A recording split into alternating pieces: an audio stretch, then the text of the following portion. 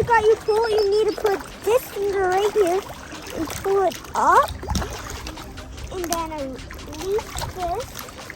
Then as soon as you catch it, you need to let go.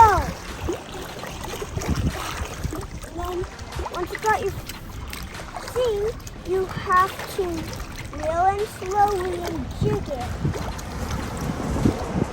Then keep repeating that step over and over.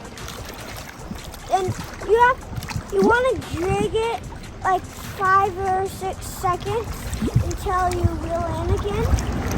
And then jig it again.